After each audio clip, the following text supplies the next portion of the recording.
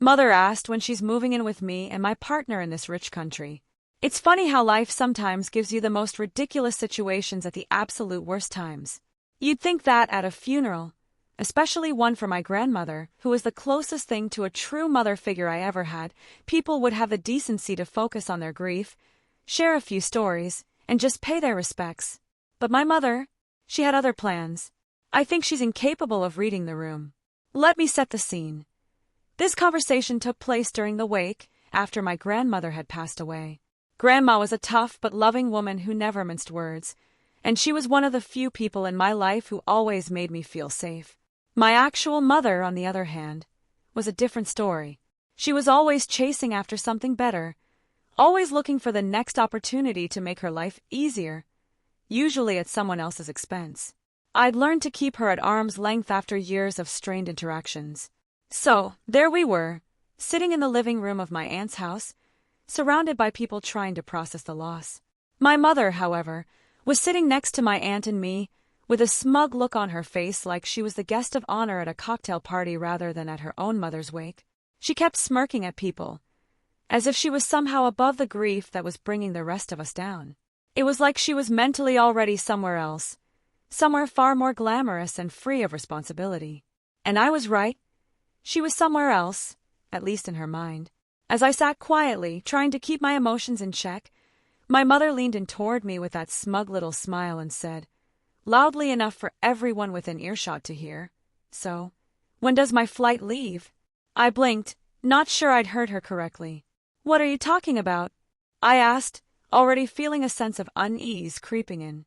She kept that smirk on her face and said, still loudly enough for the room to hear, "You know, our flight back to your husband's country, so I can live luxuriously like you promised me." Now, I'm not usually the type to cause a scene, especially not at a family event like this, but my blood boiled. Her tone was so confident, so self-assured, like this entire arrangement had been written in stone somewhere. But the truth was, I had never promised her any such thing. I wouldn't have even joked about it. As far as I was concerned, my husband and I had built our lives together in a Scandinavian country with our 2 young kids, and my mother had absolutely no place in that life. She knew I'd built a new life, one that didn't revolve around her, and it seemed like she thought she could just invite herself in. I shot her a look that could have frozen lava. "I promised you absolutely nothing," I said bluntly, the words coming out sharper than I intended. "And you are never moving in with me. I'm not stupid enough to bring you and your toxic energy around my kids." The whole room seemed to stop. My mother's smug expression vanished in an instant, replaced by a look of absolute shock. For a second, she just sat there, stunned, as the rest of the family looked on in silence. My aunt, who'd been sitting next to us, was trying very hard to keep a straight face but failed miserably as a snort of laughter escaped her. The room quickly filled with awkward, muffled giggles from the few relatives who'd overheard. My mother, though, didn't laugh. Her face twisted into something ugly as she tried to process what I had just said. She must have thought she heard me wrong, so she leaned forward and hissed, "What did you just say?" I took a deep breath and repeated, more clearly this time, "You are not moving in with me and my family. You can erase that delusion from your mind. I'm not about to introduce your selfish, lazy, and dangerous behavior into my children's lives." That time, it sunk in. And boy, did she explode. My mother started raising her voice, going on about how she was entitled to live with us now that she was retired and how, as her only daughter, I was supposed to take care of her in her golden years. She claimed that I owed her, that I had a duty to respect my elders and look after my mother as she aged. I could feel everyone's eyes on us, but I didn't care. I'd had enough. "Why on earth would I take care of you when you've never done anything but take from me?" I shot back. "And besides, you can't just move to another country like that. Do you even know what you're talking about? Do you think you can just show up and live off us? You'd need a visa, an actual plan, and you'd have to work again. And no one over there is going to cater to your ridiculous demands." Her face turned an even deeper shade of red. It was the face she made when she was caught in a lie, or when she realized that the world wasn't going to bend to her will. She sputtered for a moment, then launched into another tirade about how she deserved a fresh start and how I was just being ungrateful. She even tried to play the martyr, talking about how she's gave up so much for me when I was young and how she'd sacrificed for my sake. And that's when I really lost it. Sacrificed? I nearly laughed out loud, my anger boiling over. You let me sacrifice my childhood so you could chase after one dead-end relationship after another. You didn't protect me when I needed you. You took from me every chance you got, and now you think I'm just going to hand you a free pass into my life because you feel like it. My voice had risen without me even realizing it, but I didn't care anymore. My mother tried to interrupt, but I wasn't done. You're dangerous, Mom. You're the kind of person who would choose money over family, every single time. You'd sell out anyone if it meant you got to live a little more comfortably. I'm not letting you near my kids, ever. That shut her up. She just stared at me, her mouth open and eyes wide, like she couldn't believe her own daughter would dare to speak to her that way. I could see the wheels turning in her mind, trying to find some angle to turn this back on me. But for once, she couldn't come up with anything.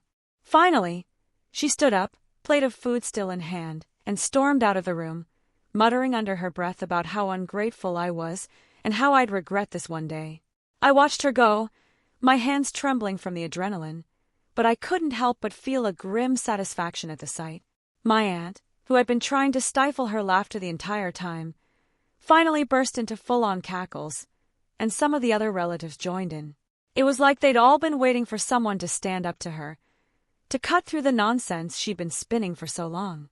After she left, I turned back to my aunt, who clapped me on the back and said, I think that's the first time I've ever seen your mother speechless. Well done, kid. There was a bittersweetness in her tone. She knew better than anyone what my mother was like, having grown up with her as a sister. The rest of the wake continued, but with a lighter atmosphere, as if my little outburst had cleared the air. I stayed for a while longer, talking to my relatives and reminiscing about my grandmother. But my mind kept drifting back to my mother's delusional expectations and the gall she had to bring it up at a time like this, with her own mother barely buried. How could she think I'd ever let her anywhere near my new life? How could she think I'd forgotten everything she put me through? You see, my mother's behavior wasn't just about being difficult or greedy. She was dangerous in a way that went beyond selfishness. When I was younger, she turned a blind eye to the abuse I suffered under one of her boyfriends. When I finally worked up the courage to tell her about it, she brushed it off, saying he'd done so much for us financially and that I must have been exaggerating. The money he brought in was more important to her than my safety, and that betrayal burned into my memory, never fading, never allowing me to trust her again. So when I say I won't let her around my kids, it's because I've lived through the kind of damage she can do. She was more concerned with living a certain lifestyle than with protecting her own child. Now she thinks she can use those same selfish tactics on me, but I'm not that little girl anymore, desperate for her approval. After the wake, she kept her distance. She didn't reach out to me, and I didn't reach out to her. I left the next morning, heading back to my husband and our kids in our home in the Scandinavian country we'd built our life in. Part of me expected a message or a phone call, something dramatic, but there was nothing. Not even a goodbye. When I told my husband about what happened, he listened quietly, nodding along with a knowing expression. He's been with me long enough to know what my mother's like, though he's always been too polite to say much about it. But when I told him about the confrontation, he actually smiled, a rare sight in such a serious conversation. I'm proud of you, he said simply, giving my hand a squeeze. You've been holding that in for a long time. He was right. I had been holding it in, letting my mother's manipulative behavior eat away at me for years. And even though that moment at the wake was messy and loud, and probably the worst possible time to have that conversation, it was also the most honest I'd ever been with her. And if she never speaks to me again because of it, well, that's just fine by me. TLDR. At my grandmother's wake, my mother smugly assumed she'd be moving in with me and my family to live a luxurious life in a Scandinavian country. She loudly announced her plans, expecting me to confirm them. Instead, I told her bluntly that she was never going to live with us because she's a dangerous and selfish person, and I wouldn't bring that kind of energy near my kids. She threw a tantrum, calling me ungrateful, but I stood my ground. She left in a huff, and the rest of the family actually laughed at her delusion. I left the next morning, feeling lighter for finally standing up to her after years of damage.